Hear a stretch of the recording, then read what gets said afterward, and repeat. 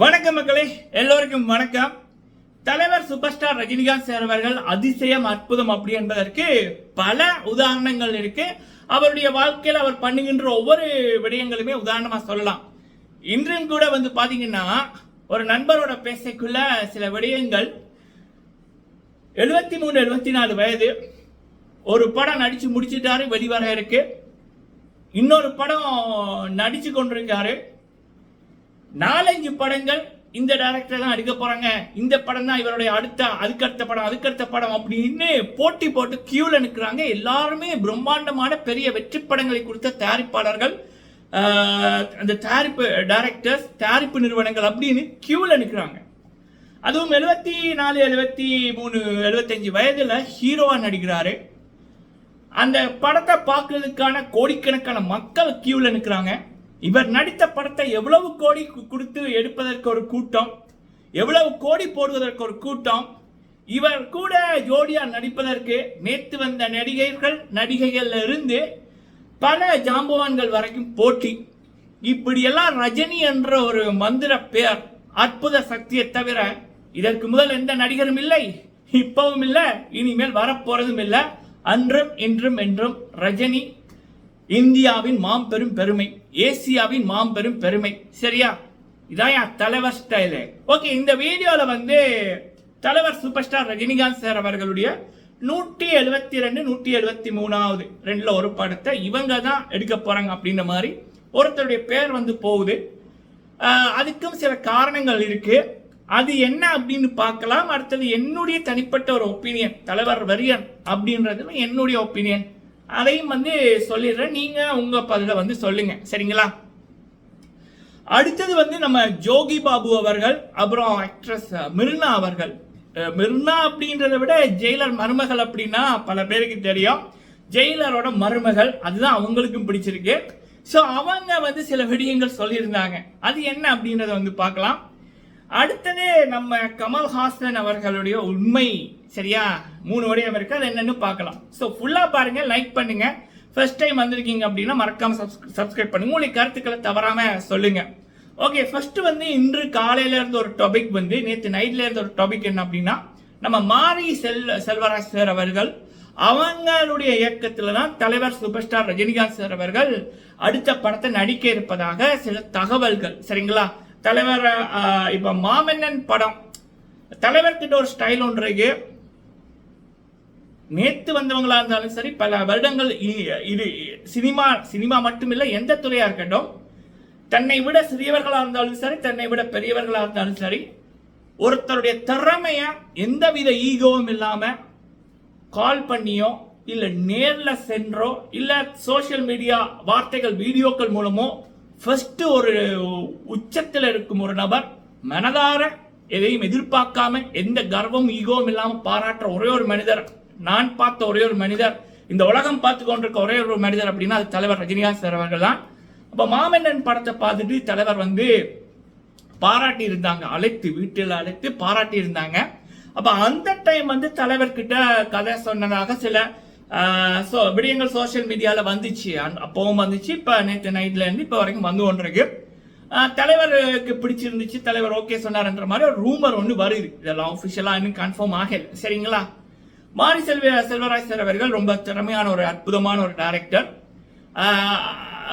So okay, இது எல்லாம் ஒரு ரூமர். இப்ப வரைக்கும் இவர் தான் தலைவரோட கூலி படத்துக்கு அப்புறம் தலைவர் நடிக்க போற படத்தோட டைரக்டர் இவர் தான் அப்படின்ற மாதிரி. அப்ப ஜெயிலர் 2 அப்படின்றது, ஏன்னா இது இன்னும் கன்ஃபார்ம் ஆகல, மேபி இதுக்கு அடுத்ததா இருக்கலாம், இல்ல அப்படி வரலாம், பட் இன்னும் கன்ஃபார்ம் ஆகல. சரி, என்னுடைய ஒரு இது அப்படின்னுக்குள்ள பல பேரோட ஒரு பார்வை, தலைவர் ரசிகரோட ஒரு பார்வை என்னன்னா, தலைவர் ஸ்டைலு வேற, மாரி செல்வராஜ் சார் அவர்களுடைய ஸ்டைலு வேற, எப்படி கனெக்ட் ஆகும் அப்படின்னு. பட் என்ன பொறுத்த வரைக்கும் என்ன சொல்லுங்க, இப்ப கபாலி படம் கூட எனக்கு ரொம்ப பிடிச்ச படம் தான். அது தலைவரை வச்சு இயற்கைக்குள்ளேயே அந்த வைப் வேற மாதிரி இருக்கும். பட் ஒபிஷியலி வந்ததுக்கு அப்புறம் அதை பத்தி பேசலாம், சரிங்களா? நம்ம இப்ப வேட்டைய கூலி அதை ரெண்ட ஃபோக்கஸ் பண்ணுவோம். இதை பற்றிய விடயங்களை அது ஒபிஷியலா வரைக்குள்ள நம்ம பார்ப்போம். தலைவருக்கு தெரியும் ரசிகர்களுக்கு என்ன வேணும் அப்படின்னு, அதைத்தான் அவர் பண்ணினாரு, பண்ணி கொண்டிருக்காரு, பண்ணுவாரு. ஓகே, அடுத்தது இன்னொன்னு சொல்ற மக்களே, பாபநாசம் படம் வந்துச்சுல்ல, அதுல வந்து தலைவருக்கு தான் அந்த டைரக்டர் ஃபர்ஸ்ட் சாய்ஸ் பண்ணாரு. அதுல கலாபவன் மணி சார் அவர்கள் தலைவர் அடிக்கிற மாதிரி ஒரு சீன் ஒன்று வரும்.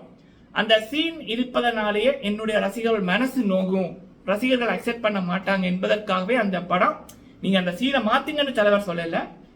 நான் நடிக்கல, ரசிகர்கள் மனசு நோகும், சத்தியமா நோகும் என்றதுக்காக தலைவர் வந்து அந்த படத்துல இருந்து விலகினார். சரிங்களா? அதே நேரத்துல தலைவர் நினைச்சிருந்தா அந்த சீனை மாத்துங்கன்னு சொல்லிருக்கலாம். அந்த டைரக்டர் நல்லா இருக்கணும்னு நினைச்சாரு. ஸோ தலைவருக்கு தெரியும் நமக்கு என்ன வேணும்னு. சரிங்களா? ஓகே, சரி. அடுத்தது வந்து பாத்தீங்க அப்படின்னா ஜெயிலர் பாகம் 2 அதோட வேலை வேற மாதிரி போய்கொண்டிருக்கு. அது வரும். சரிங்களா? இத ஜோகி பாபு சார் அவர்களுடைய ரீசெண்ட் ஒரு இதுல வந்து அவரா சொல்லியிருக்காரு.